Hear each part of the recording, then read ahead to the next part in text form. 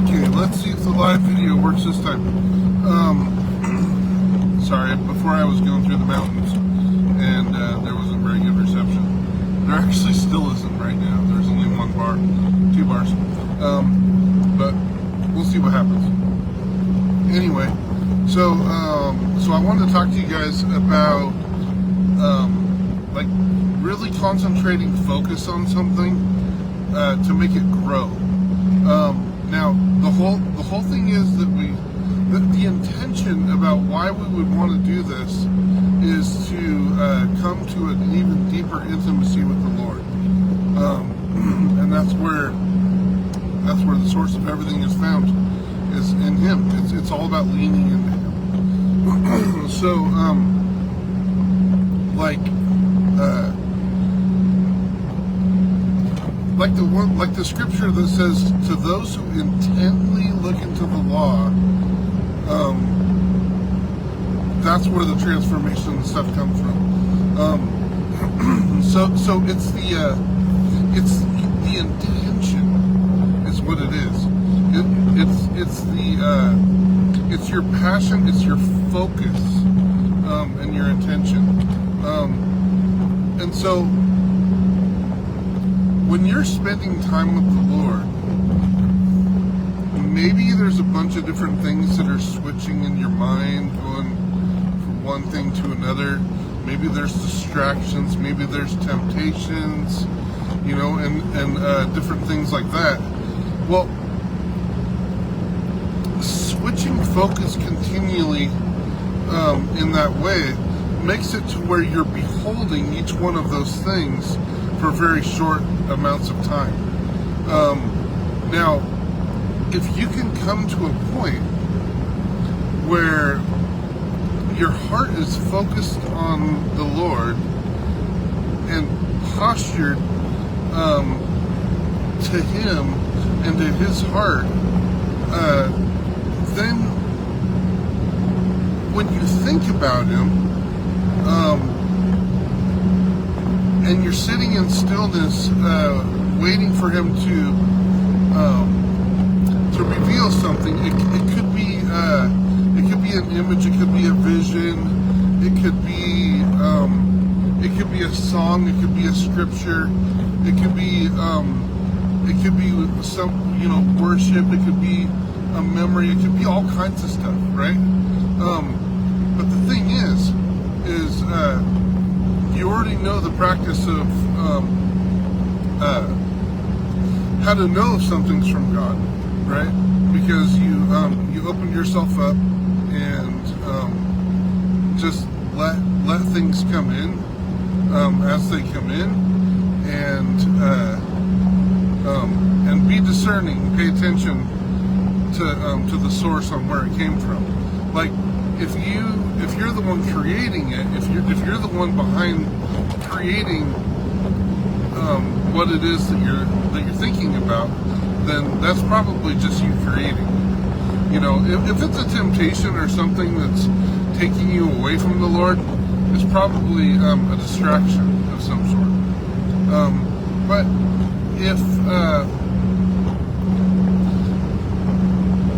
But if all of a sudden out of nowhere something shows up that is encouraging to you, and your intention is to focus on Jesus, you can be pretty sure, maybe not 100%, but you can be pretty sure that what you're receiving is most likely coming from Him. So if something is coming from Him, like let's say a vision is coming from Him, that's showing up in your mind, you could look at it and say, "Oh, that's nice, Lord," or maybe you could take it as a revelation and give it as an encouragement to someone else, or you could lean into it deeper, right? So you can push into it. So what does that mean to lean into it, to push into it? Well, what that means is focused intention. a strong focus that is preferably unbroken to what it is that you're feeling, seeing, hearing, whatever. Right now, I'm concentrating on the standpoint of vision, of imagery, right? So let's say the Lord shows you something, and you choose to look into it intently, like really, really looking into it. Jeff gave a really cool example of. Oh, there we go.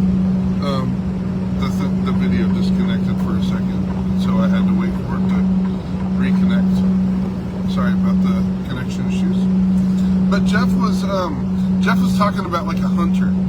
A hunter looks for deer with total awareness open, but laser focused on what it is, on looking,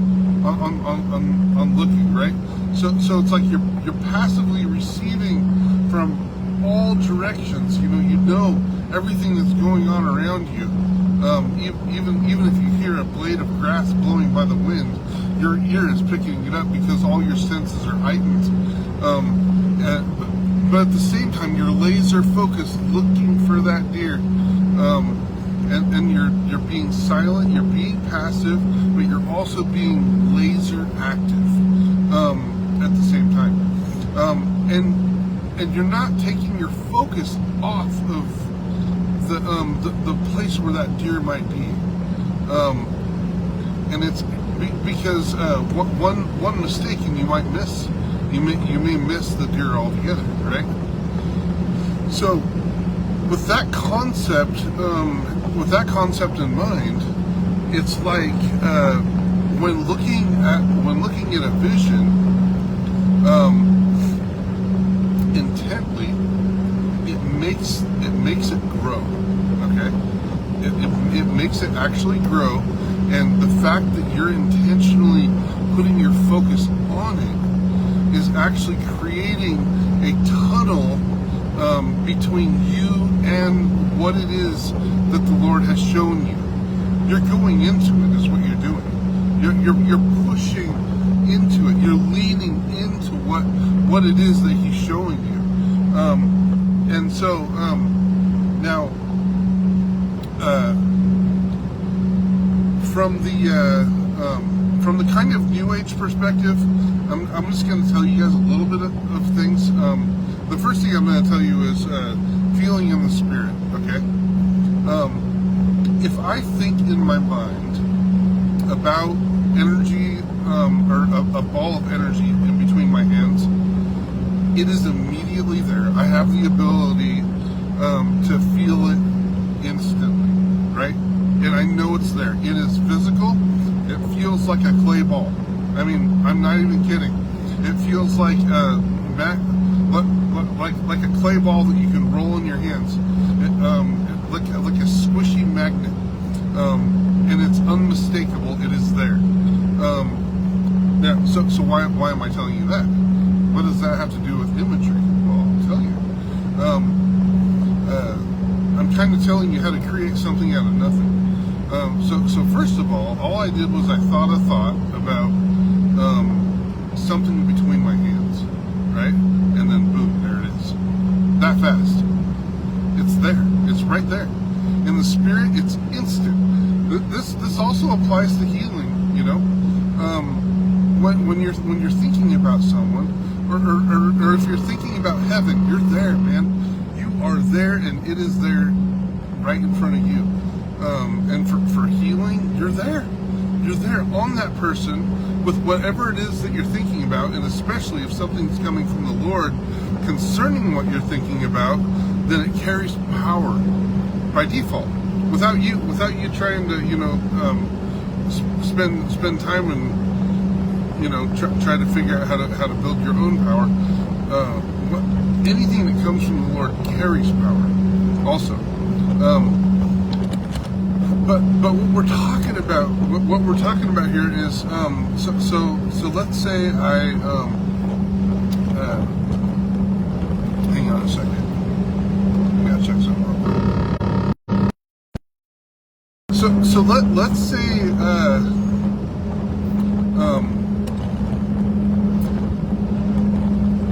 now it's very difficult to prove this, but it is true. It is true. First of all, everything is created by God. Satan didn't create anything. He only takes what God created, he twists it, he gives a name to it, and he attaches a religion to it, or whatever, right? And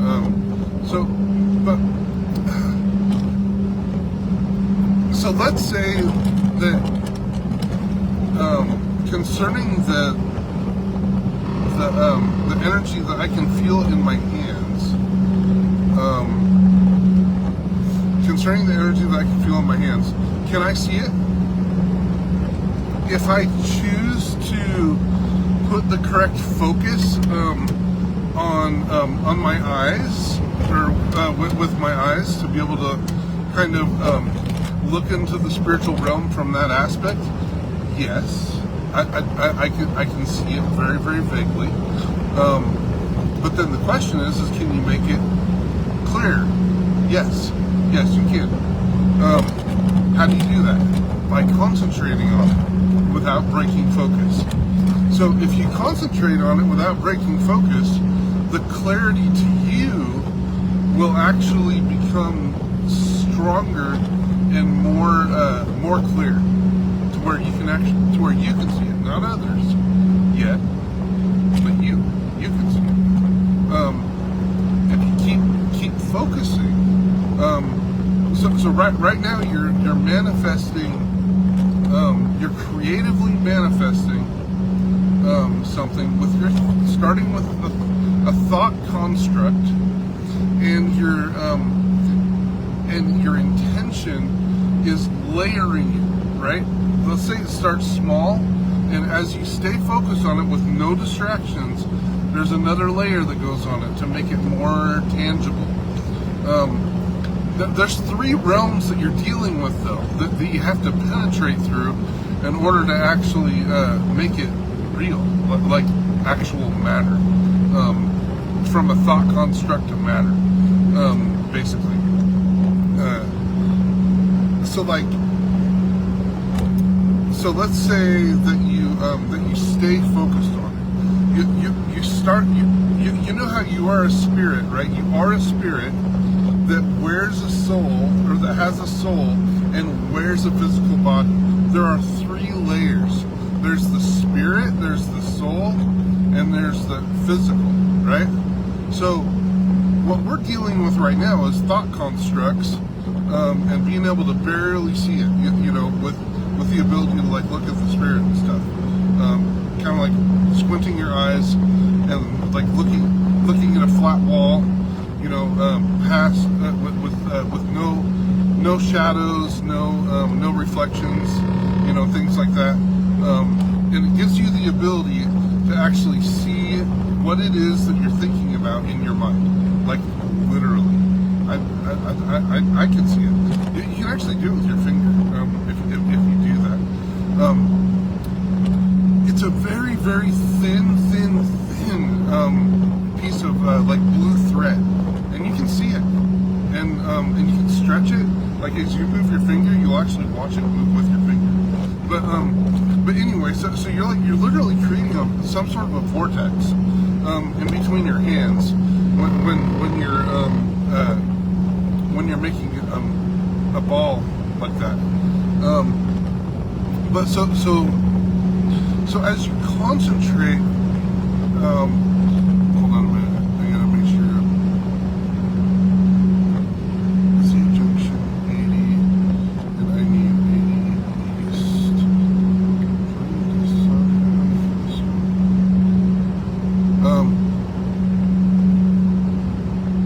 Hang on, guys, I gotta make sure. Oh, there we go. I just got my instructions in my microphone here. Hang on. I gotta negotiate traffic real quick, and then I'll come back and talk more about the.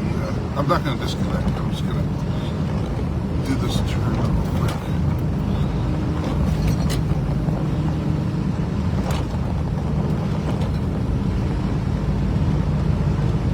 Oh, that's going to just pop me right on the IAV. Okay. Here we go. Okay, all right. So you're looking at the spiritual aspect.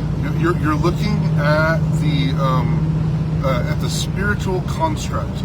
And yes, you can see at the spiritual level immediately right when it's created. Yes, you can do that. You really can. But as you keep focusing on it without breaking focus, what that will actually do is it will keep adding layer after layer after layer to it until finally it'll actually come to the point to where, hold on, this thing's talking to me again, to the point where it'll actually penetrate the soul realm. It gets so big in the spirit realm that it penetrates the fabric of the soul realm. And then that's when it actually starts to become even more vibrant and clear for you, still not for others yet.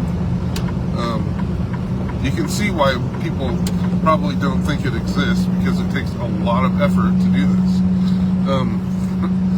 And most people can't hold a thought for a long time. Because the whole thing is about thought is in the quantum realm, there's quantum possibilities all over the place, and you can grab something in the quantum realm and look at it for a second, and then just like let it go, and it explodes back into the billions, trillions, quadrillions, googleplexes of quantum possibility. But if you grab something from quantum, possibility, or from the standpoint of a manifest sun creator, the quantum possibility is the kind of the ink that God uses to draw upon the canvas of creation, right? I teach about the canvas of creation in another video. That's actually what I'm looking at in order to actually see the ball in my hands in the realm of the spirit.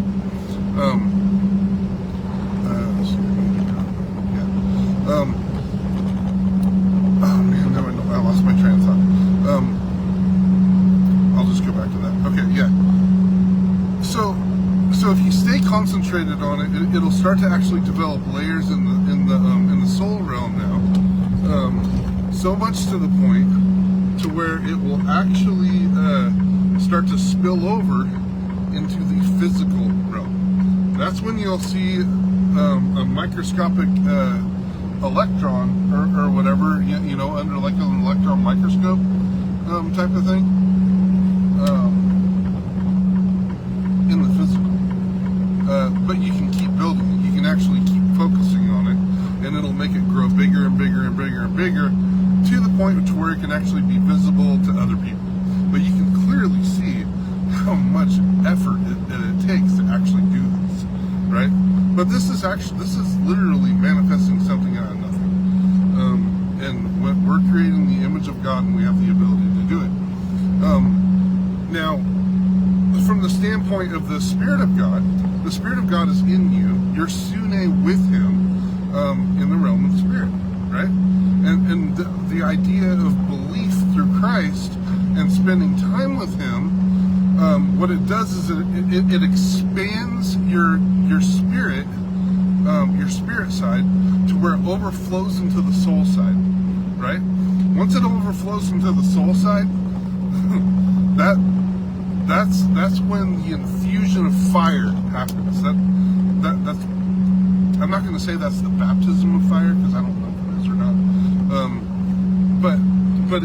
That's where your spirit and your soul connect together, and when the Spirit of the Lord expands out and touches your soul, see, and your soul's dormant at first, right? It's dormant. And that's why we speak in tongues. That's why we spend that time in prayer. That is why we spend that time with the Lord, is to build our soul up strong, so that way the Spirit can go through it, right? And the soul is actually also like a firewall. If you understand computers, a firewall blocks traffic, blocks internet traffic, or I'm not going to go into all the details on that. Let's just say it blocks websites, or I want to keep it simple, or it blocks certain forms of traffic from going into the internal network, right? And what we want right now is we want the Spirit of God to go from the spirit realm through the soul realm to the physical realm, to release him, right? Doubt, it actually creates a firewall around your soul. That's why you have to believe. That's why you have to have 100% belief in the moment, in order to actually open up a gateway, right quick for the Lord to go through, and for an atmosphere to be created for him to be released to do what he's going to do, right? Whatever he's going to do, whatever you're believing for, is how that works. But see, the whole thing is the firewall goes right back up afterwards, because of the saturation of doubt, right? There needs to be experience in Pillar 1 with seeing things happening, seeing miracles, walking in this stuff, so that you can actually, so that the doubt level drops way down, because you're like, of course it works. I've done it multiple times. I've raised 50 people from the dead. It's going to completely. Hold on, I gotta pass this guy.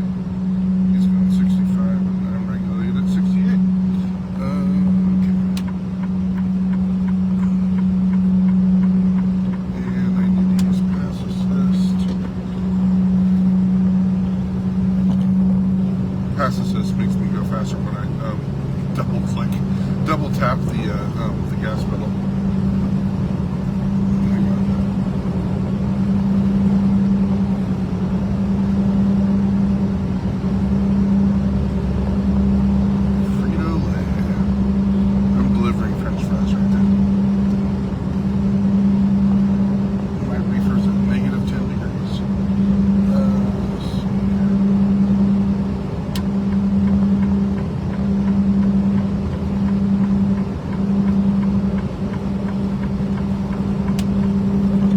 Okay. Oh my goodness, where was I? I always forget where I was. Oh yeah. Right. Yeah. So the Spirit of God can come through with Pillar 1 faith. That's like low Wi-Fi bars, right?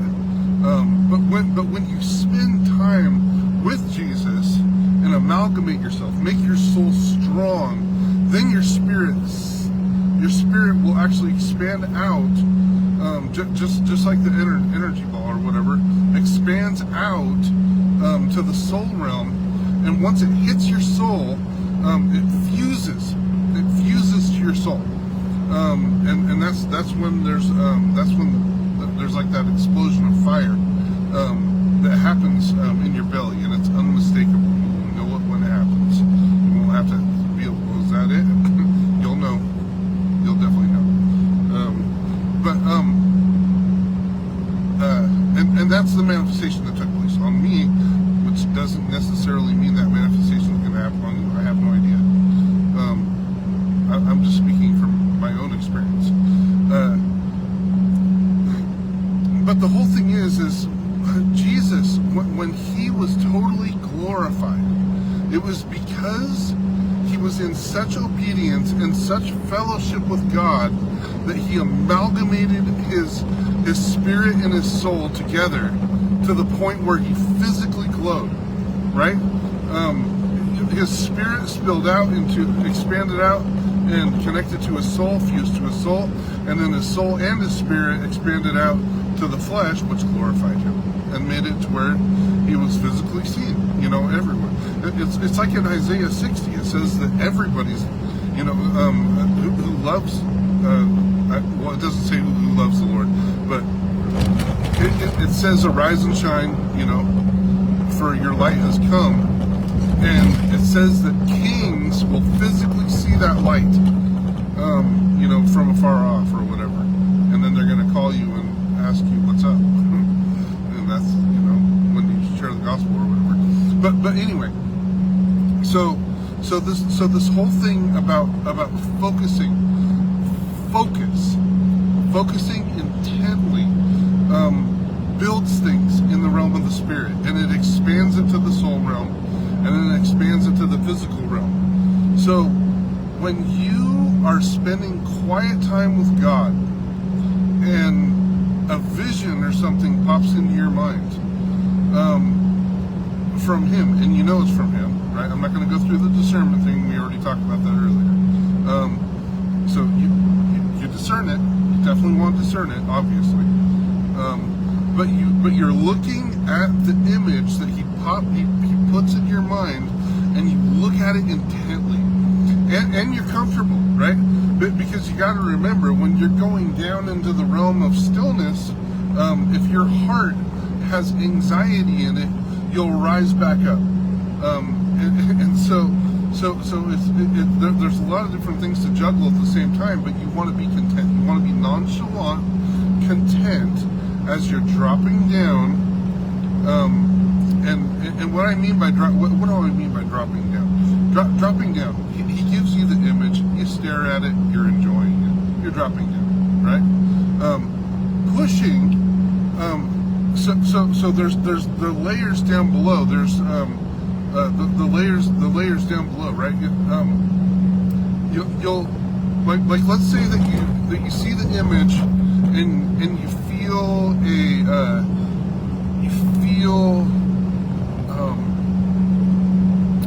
a wave of contentment. You feel peaceful, right? You're at the bottom of that zone at that point. At that point, you are literally at the bottom right there.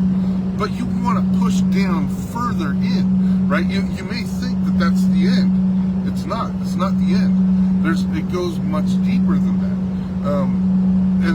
And so, from the standpoint of images, you're looking at the image intently, and by you looking at it intently, you are making it grow.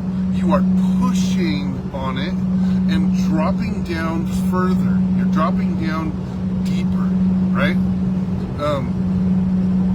So that's what you're doing. Like, and you maintain contentment while you're doing that. It needs to be something that's enjoyable. If it's not enjoyable, your heart is going to enter into the anxiety, and you're going to rise back up to like total full awake awareness or whatever. And you want to get down to that point to where you can just drop down really, really deep, right? So you spend that time with the Lord ahead of time, loving on Him, adoring Him, ACTS, to build that preliminary presence around you, and then when you're dropping, you have access to the portal. You're opening up a gigantic portal that you have access to go through, and that portal could be an image. And as you're intently staring into that image with no broken focus, it will increase. It'll increase in size, and it'll move you to the point like you're reading a book, and you'll be pulled into it. But the whole idea is continual focus on something that He delivers to you personally. It may not be images for you. It may be a feeling that is nice and warm. Maybe you have a feeling in your stomach or something that is warm, or maybe you have an emotion or some. I don't want to go into the realm of emotion. When I say emotion, I'm talking about something that like the Lord did for you, and that and it moves you to want to come closer to Him. I'm not talking about just general emotion and following your emotions. Don't do that. No, definitely do not do that at all. You want to keep your focus on the Lord.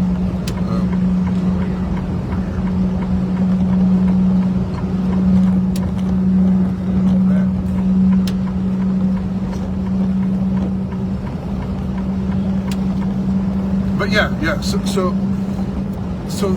this is a huge key, because it all has to do with a maintained focus. The more you can stay focused on something, and it doesn't necessarily mean it has to be intent necessarily, but it's more like a continual enjoyment. Let's say that you're enjoying it.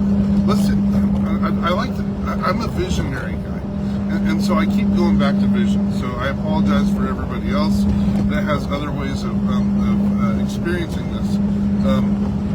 Maybe if you have questions, you can ask about it, and I'll try to answer from that standpoint that you're strong in. But from the standpoint of visions, that there's two ways to work them. You can either be passive, observing, or you can be active, engaging, right? So, but all the while, as you're dropping down in the depth levels, you got to maintain that contentment. The contentment needs to be maintained. Otherwise, you go back up. If your heart has anxiety, or your heart rate increases, or your thoughts increase, and such, it raises your heart rate up, right? And you don't want that. You don't want your heart rate raised up, because then it'll pull you out of the deep places. You're trying to go deeper, and so you're nonchalant. You're enjoying what is happening, and you can think. You don't have to have non-thought. You can think about the Lord. You can observe what He's showing you, right? And you have two options. So He shows you something. You have the option to be passive or active.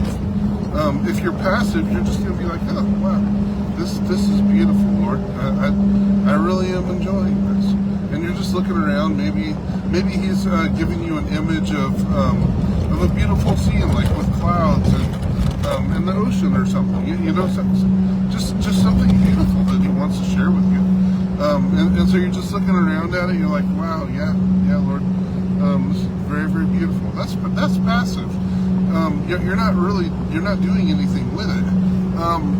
But let's say that you're passively looking around, and you look up into the sky, and you see like a golden doorway maybe, and you're like, huh, that looks interesting.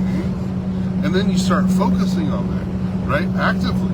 You're like actively looking at it. Maybe you have the ability in your mind to zoom in on that, right? So here you are now. You're looking at the doorway, the golden doorway, but it's way far off in the clouds, and you want to get closer. Well, you can do that. If you imagine yourself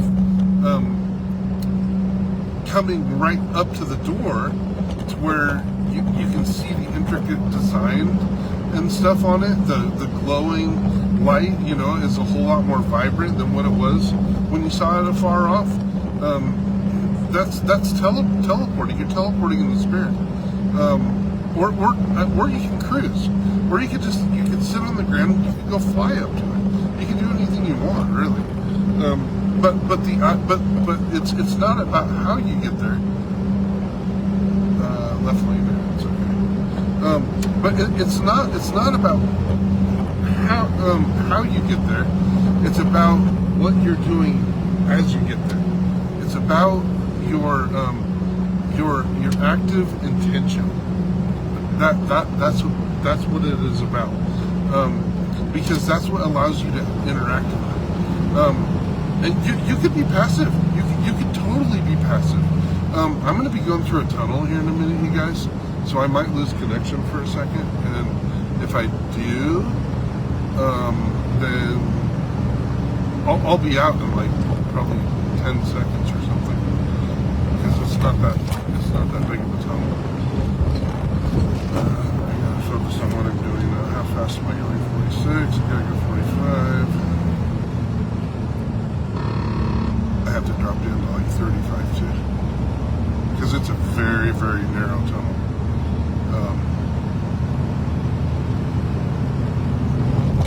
Let's see, Green River, Highway 30, Rock Springs, Highway 30, okay.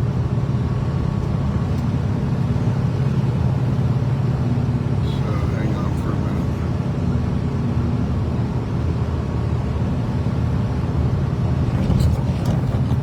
It's almost right up there. I see the tunnel.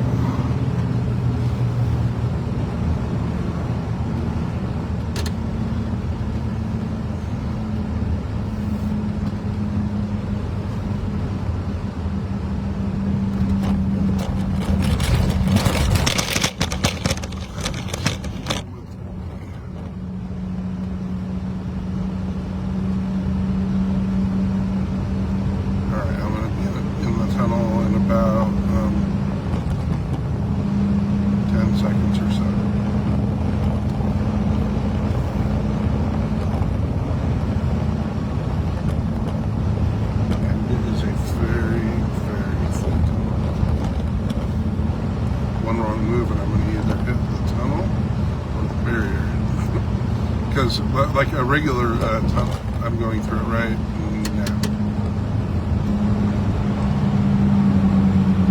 Alright, let's see. Oh, it looks like I'm still on.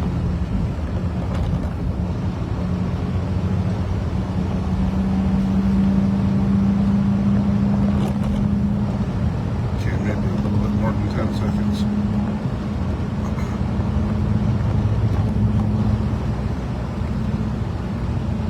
Yeah, for that tunnel, you know how normal tunnels, there's like one tunnel for one lane of traffic and another one for another lane. Well, it was one lane of traffic divided into two because the other side was shut down. So it was very, very thin entry. Okay, yeah, but yeah. Anyway, so yeah, so you're looking at this golden door, right? And you can either cruise up to it, you can fly up to it, you can disappear and teleport to it, you can do whatever you want. But what happens is though, like let's say that you arrive at the door, you teleport yourself to the door, and now you're looking at the intricate design. Right now you're being passive. You're passively observing, like, okay, Lord, is there anything else? You know? This is really cool. You know, Lord, it is a door. Maybe it opens. You know, and so you can actively talk to the Lord too. Talk to the Lord during these experiences. This actually happened to me. I wrote it from Desire to Fire. I was laying in bed and I decided to talk to Jesus, and I said, Lord, let's go on an adventure today. You know, you lead, and I'll just go wherever you take me. And he showed me an image of doors shifting in my mind, like lots of doors. There was a wooden door, there was a blue door, there was a whole bunch of different doors. And one of them, it stopped. The doors shifting stopped. And I said, Lord, is it okay if I, go through one of these doors? And I saw the cross with blood on it. And he was symbolizing to me that you don't want to participate you don't want to partake or do anything active in this type of a realm unless you go through me, right? Unless you go through my blood and my cross. So I was like, okay, understood. Yes, Lord. So I went through the cross and through the blood, saw the door, and I was like, okay, Lord, so what's through the door? I couldn't even get the words out of my mouth about the door, and I may be explaining it differently than the way I wrote the book. I can't remember exactly, but the very moment that happened, in my mind's eye, that I had the intention to go through the door. I didn't actually see a whole lot after that, because what happened was my vision shifted. My vision shifted to my bedroom with my eyes closed. My physical eyes were closed. My spiritual eyes were wide open, and there was an angel at the foot of my bed. And I describe him in detail in the book. He was something else. Definitely a really cool looking angel, for sure. But the whole thing is I actively went through that door, and that activated. That's the way it worked.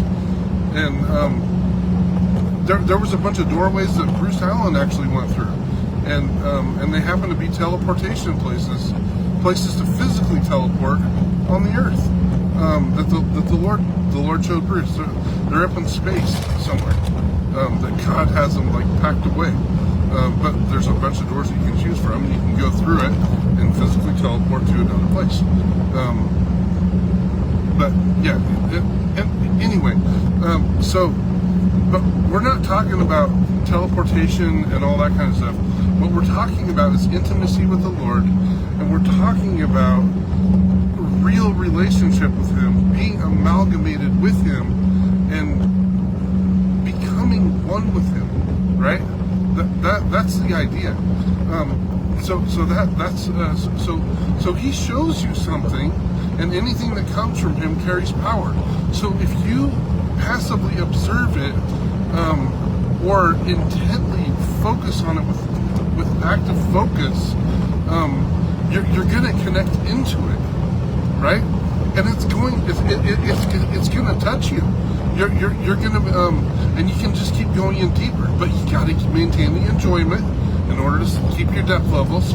And as you're actively pushing the door open, and maybe going in to go see what's inside that door, and you're pushing, you are literally going down, and you'll notice that your breathing will slow. You'll notice that your thoughts will slow.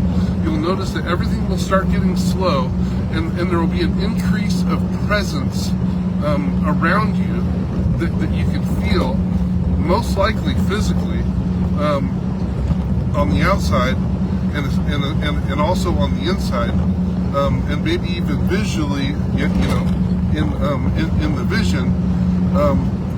Because it all goes hand in hand. It's just presence manifestation that just happens everywhere, in lots of different places simultaneously, and you have your awareness open to be able to experience the physical, the internal, and the mind's eye sight, and everything.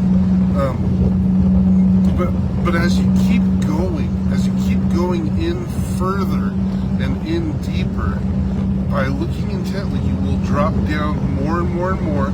Things will get calm, things will be slow, and you'll go down, until finally you will reach the point where you're in absolute stillness. Or technically, absolute stillness will grab you. You'll be so content and feel the Father's presence embracing you to such an extent to where you'll just be sitting there content, enjoying it, loving it like you love it.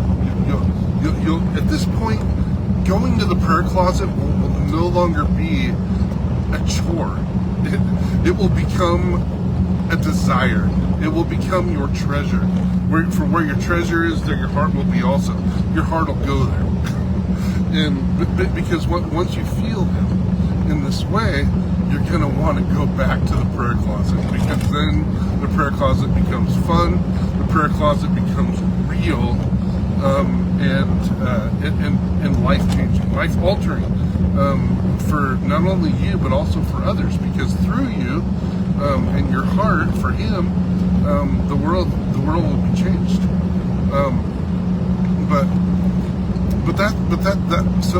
That's what you do. So you're sitting there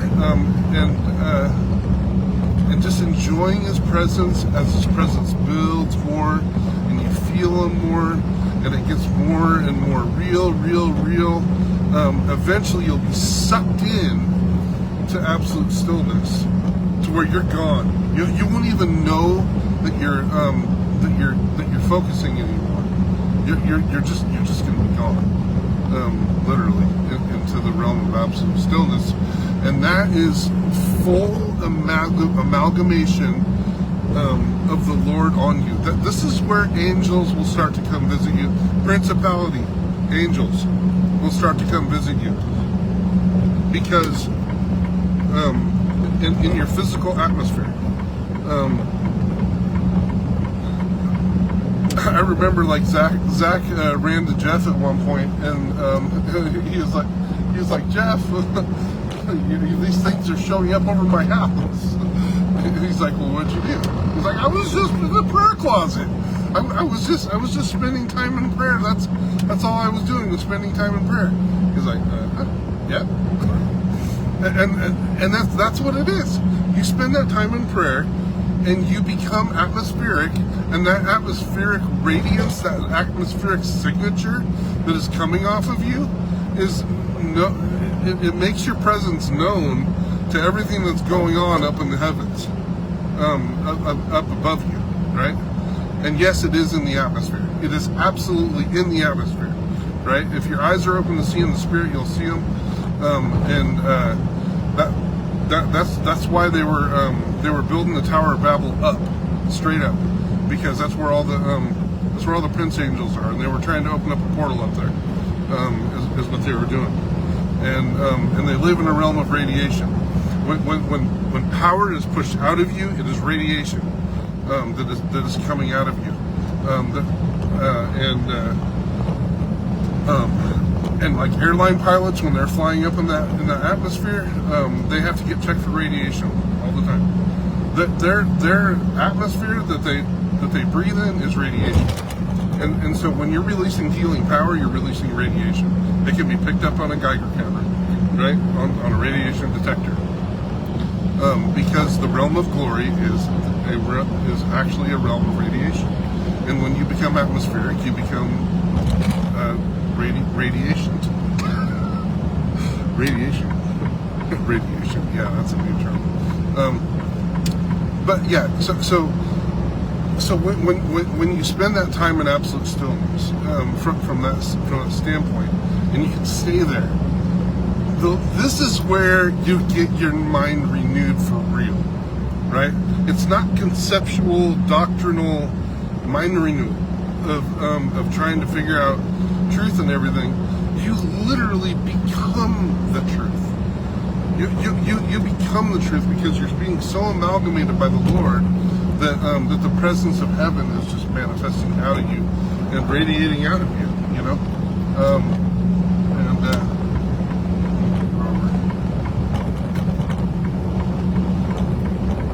It's 2 hours and 16 minutes on my clock. But yeah. So you become atmospherically radiant, and everybody knows about it too. But like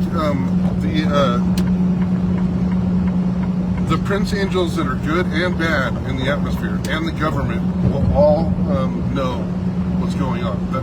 They will identify your signature, because it's a huge energy event when you have the atmosphere of heaven radiating out of you. And also, if the Lord Jesus shows up to you physically, that also is a huge event, and everybody's there, right? Everybody's drawn there, right there. And Satan can masquerade and do different things, and yeah. and try to deceive. Jesus has holes in his hand. There's another version of Jesus that Satan manifests that doesn't have holes in his hands. But we're not talking about that. But yeah. So that's it, you guys. That's it. That's one of the entries into absolute stillness through vision, and through active intention. By focusing on that vision, interacting with that vision, knowing that it came from God and that it carries power, and becoming amalgamated by it, which in actuality, because it came from Him, you're actually being amalgamated by Him, because you're beholding Him, you're beholding something from Him, and you're becoming as Him, as a manifest Son. It's just one of the manifestations. And hold on a minute, I need to look really quick. Yeah, okay. I think that's it. This is actually a pretty long video with lots of interruptions. I apologize for the interruptions and my mind kind of going a million miles per second. But I really want to share this, and I'll plug it into the to the core video section, because I've really been concentrating focus. The Lord has been having me concentrate focus on the imagination realm. So I'll probably put it at as like .2 or whatever. You can see in the YouTube list where I add videos, which is really cool. So like if you guys have a question on a video, I can actually answer the question as a video, with like 1.2 or 1.2.3 or whatever, that sort of thing. That way we can keep track of it and still be able to interact and expand on it. Anyway, love you guys. I hope this has been helpful, and man, take this and run with it, because it's the real deal. It is absolutely the real deal. And I'm speaking to myself too. I need to be doing that, because I got lots of time to do it now, and I need to do it. Anyway, all right. I love you guys, and take care, and have a wonderful and blessed rest of your day.